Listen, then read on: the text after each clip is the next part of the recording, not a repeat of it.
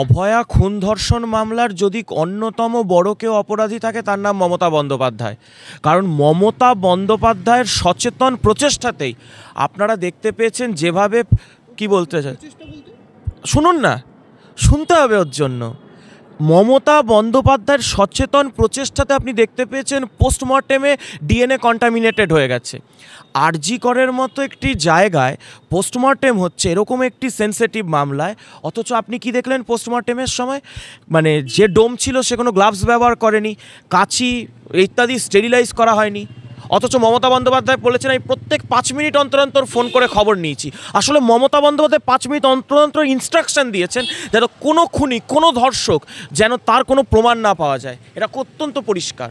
এলাকায় এলাকায় বাংকার তৈরি করছে, এলাকায় এলাকায় মানুষ খুন করছে এই তৃণমূল কংগ্রেসের লোকজন। এদেরকে আপনি মানুষের পর্যায়ে ধরছেন।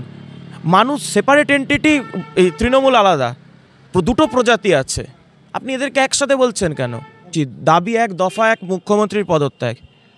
আপনি তৃণমূল করতে পারেন, সিপিএম করতে পারেন, বিজেপি করতে পারেন, কংগ্রেস করতে পারেন। একটি ঘরের মেয়ে রেপ অ্যান্ড মার্ডার হয়ে গেল, তারপর মুখ্যমন্ত্রীর কি অ্যাকশান দেখেছিলেন?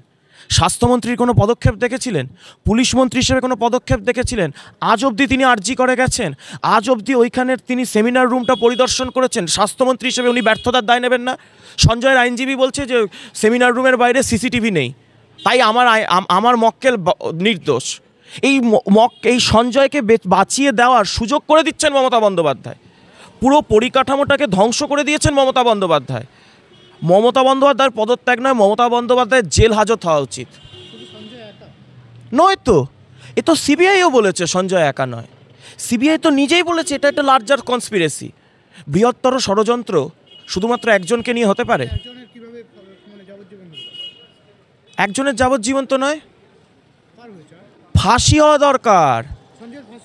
সঞ্জয়ের সাথে দেখুন, সঞ্জয়ের তো ফাঁসি হবেই, তার সাথে আরও যারা রয়েছে এই পুরো কনস্পিরেসিতে যারা রয়েছে, স্বাস্থ্য সচিব স্বরূপ নিগম, তিনি নিজের দায় অস্বীকার করতে পারেন, স্বাস্থ্যমন্ত্রী দায় অস্বীকার করতে পারেন মমতা বন্দ্যোপাধ্যায়, সিপি তৎকালীন সিপি বিনীত গোয়েল দায় অস্বীকার করতে পারেন না।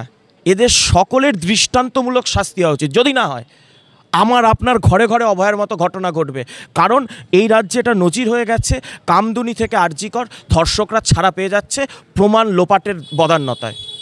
14 বছরে কতজনকে ফাঁসি দেওয়াতে পেরেছেন? কতগুলো ধর্ষককে? 48,000 ধর্ষণের মামলার বিচার হয়নি কেন? এর জবাব কবে দেবেন মুখ্যমন্ত্রী? কবে দেবেন? আজ অবধি কেন? ওনার হাতেই তো ছিল কামদুনির মামলা, পার্ক স্ট্রিটের মামলা, কাটোয়ার মামলা, হাঁসখালির মামলা, দেগঙ্গার মামলা, কেন হলো না?